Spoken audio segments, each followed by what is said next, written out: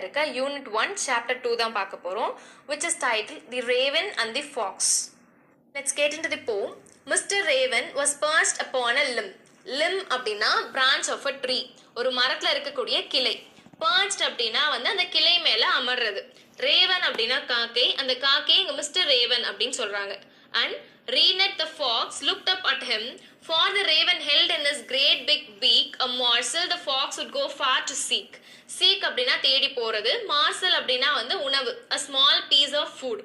So இந்த போம்ல நமக்கு 4 stanza இருக்கு. ஃபர்ஸ்ட் ஸ்டான்ஸால நமக்கு என்ன சொல்றாங்க அப்படின்னா, மிஸ்டர் ரேவன் அப்படின்னு சொல்லக்கூடிய காகம் ஒரு மரக்கிளை மேல உட்காருது. இருந்து ரேனட் அப்படின்ற ஃபாக்ஸ் என்ன பண்ணுதுன்னா, இந்த காகம் உட்கார்ந்து இருக்கதை பாக்குது.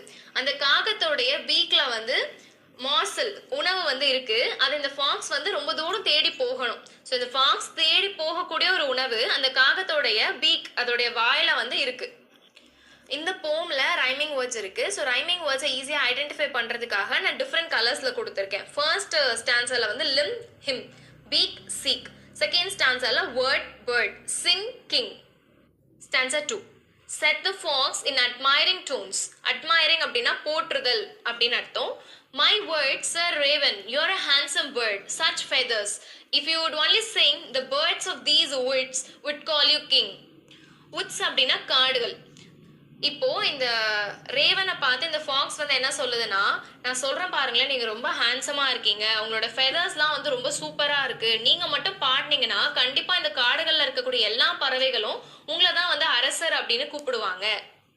ஸ்டான்ஸா 3. இந்த ஸ்டான்ஸாலுமே rhyming words joke, croak, pride, eye.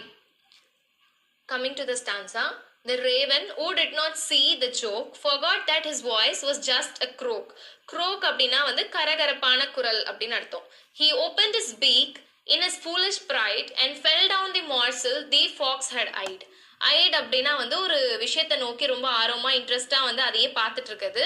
Fried அப்படின்னா பெருமை.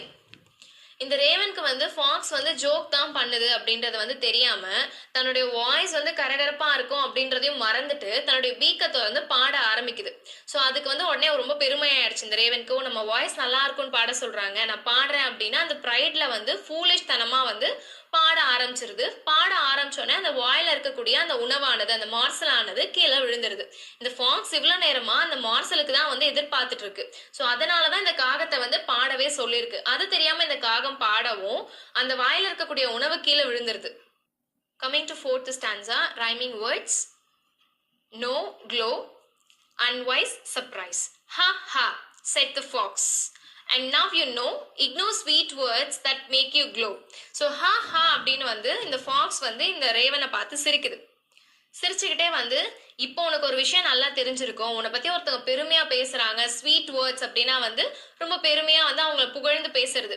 உன்னை பத்தி ஒருத்தவங்க புகழ்ந்து பெருமையா பேசுறாங்கன்னா அதை நீ இக்னோர் பண்ணிடணும். நீ க்ளோவாகக்கூடிய உன்னை பத்தி பெருமையா பேசக்கூடிய வார்த்தையெல்லாம் நீ காதல போட்டுக்கிட்டு உன்னுடைய பெருமையா நினைச்சிட்டு இருந்தேன்னா அது முட்டாள்தனம் அப்படின்னு சொல்லுது. இப்ப இந்த ஃபாக்ஸ் என்ன ஸ்வீட் வேர்ட்ஸ் பேசுச்சு அப்படின்னா, நீ உன்னை எல்லாரும் அரசர்னு சொல்லிடுவாங்க, உன்னுடைய விங்ஸ் நல்லா இருக்கு, நீ நல்லா பாடுற அப்படின்லாம் சொல்லுச்சு இல்லையா. ஸோ அதெல்லாம் கேட்கவும் தான் இந்த காகம் என்ன பண்ணிருச்சுன்னா, எதை பத்தியுமே யோசிக்காம டக்குன்னு வாயை திறந்து பாட ஆரம்பிச்சிருச்சு. தன்னுடைய பீக்ல இருக்க மார்சல் கீழே விழுந்துருச்சு. அதை ஃபாக்ஸ் எடுத்துட்டு போயிருச்சு. இப்போ அந்த ஃபாக்ஸ் என்ன சொல்லுதுன்னா, இப்போ உனக்கு ஒரு விஷயம் நல்லா தெரிஞ்சிருக்கும், உன்னை க்ளோவா காட்டக்கூடிய உன்னை பெருமைப்படுத்தக்கூடிய வேர்ட்ஸ் எல்லாமே நீ இக்னோர் பண்ணிடணும். அது புத்திசாலித்தனம் கிடையாது. Pride, my friend, is rather unwise. Wise அப்படின்னா புத்திசாலித்தனம், unwise அப்படின்னா முட்டாள்தனம். ஸோ ப்ரைட் அப்படின்ற ஒரு விஷயத்த நீ முன் வைக்கிற அப்படின்னா அது முட்டாள்தனம், அது புத்திசாலித்தனம் கிடையாது. I am sure this teaching is quite a surprise. இந்த பாடமானது உனக்கு ஒரு சர்ப்ரைஸா இருக்கும் அப்படின்றத நான் நம்புறேன். ஸோ என்னைக்குமே நீ ப்ரைடுக்காக ஒரு விஷயத்த பண்ணவே கூடாது அப்படின்றது இது உனக்கு சிறந்த பாடமா இருக்கும் அப்படின்னு சொல்லிட்டு போற மாதிரி இந்த போமானது முடியுது.